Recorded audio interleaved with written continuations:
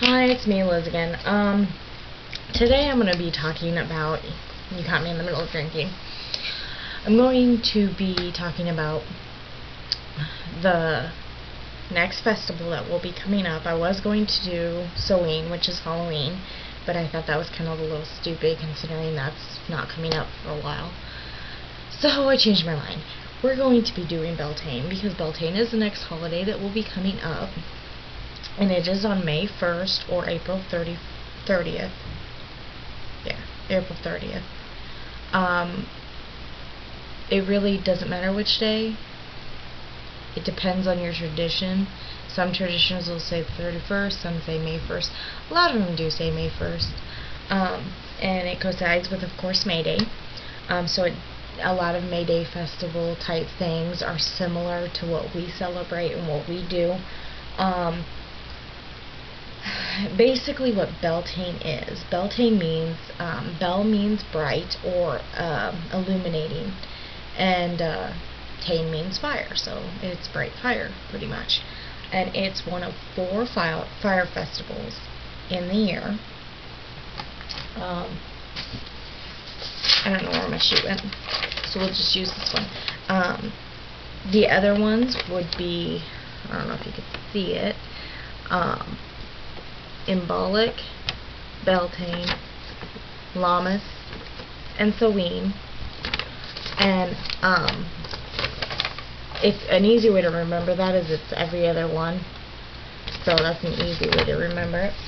Another thing is as you can see, it's directly across from Samhain.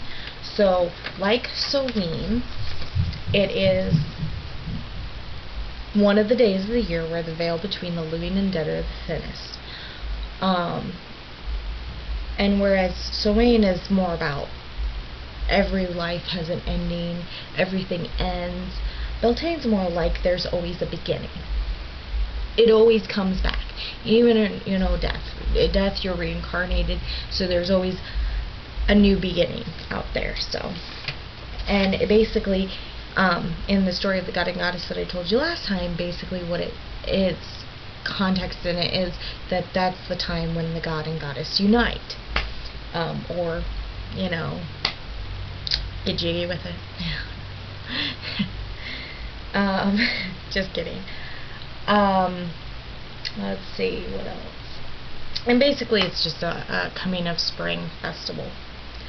I'm going to talk about some of the things you can do, maybe some of the decorations. Some of the things you can do, some of the big ones that I always see is a feast or a festival. You can have it indoors or outdoors. It depends on how many people. If you have a small group of people that are going to celebrate with you, maybe just go on a picnic, spend some time outside in the park and have a picnic. If it's a lot, you might want to have like tables and have an actual feast. But you could have a picnic with a large group of people too, I guess. Another thing is a maypole. It's a big symbol of Beltane. They can be very easy to make. You just need some kind of pole, whether it be metal or wood. Wood's usually preferred. Get a bunch of ribbon, fix it to the top somehow, go wild with figuring it out, put it on a base, and then you can put it away with your Christmas tree. I don't have one because I never have time, but someday I will make one. I want to, really bad. Before I have kids, I really want to make them. So, and it's really pretty, and even if they're not pagan, I know 10 million people who would love to dance around a maypole just because it's a maypole and they've never seen one, and they would love to do it. I mean, people that have these celebrations, sometimes people from all over come just to participate in this kind of stuff, so, whether they're pagan or not. Another big thing I always see is the crowning of the May Queen and her consort, or the May King. And what it is it's kind of like prom. You have candidates, usually young teenagers or small kids. Depends on what you want to do. It could be anybody. You kind of keep the adult out of it because it's kind of a kid thing to do. makes them feel special and part of the celebration. And what you do is people vote, and then whoever won gets crowned May King or May Queen. And there is, I mean, lots of times they say a virgin, but it doesn't, because at this time the goddess is a virgin, and so her becoming May Queen kind of signifies the goddess becoming a woman with her consort. So it doesn't have to be, though. They don't have to be a virgin. Just depends on what you want to do. Another thing is a bonfire. And a lot of times what people will do is they'll just have a regular bonfire, but there's also a thing called the need fire, and it's kind of like a New Year's resolution.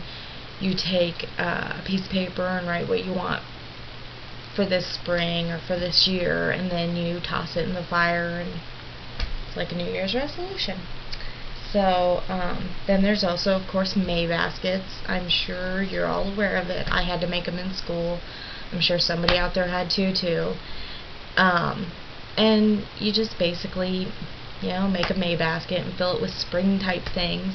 And then the old tradition was to set it on somebody's door, knock on the door, and then hide in the bushes, so that when they found it, they didn't, necessarily know who did it. And that's always a cute idea. And since it's used in many different religions and cultures, it's kind of one that if you're in the broom closet, it's a good one to do, and nobody will know except you that you're celebrating if you don't want them to. Another big one is to make wreaths for the head, flower wreaths, and I have a site that I'll put on there that will show you how to, it has all sorts of activities and recipes and how to make wreaths and how to make fairy wings and all sorts of cool stuff. So there's that. And a lot of it, you could just work outside or just be outside, work in your garden, mow the lawn, just to sit outside and enjoy the day, go for a walk and see how everything's, coming back to life. Another tradition that I came across is called jumping over the cauldron, and I have heard this before.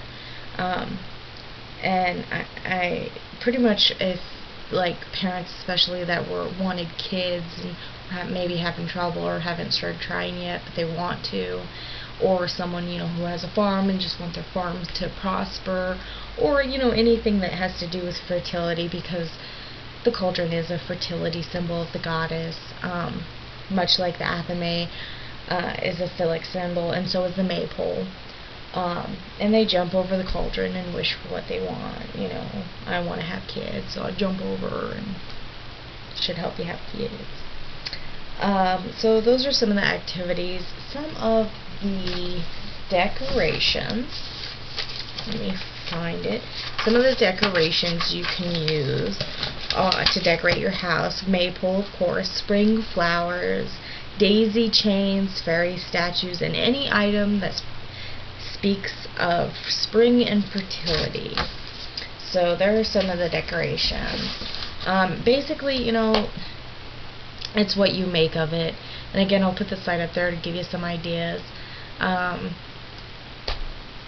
I know they seem daunting when you first start talking about the Sabbaths, but truthfully, they're really not that hard. So hopefully that helped, and I'll talk to y'all later. And in case I don't see you before Beltane, happy Beltane. Bye.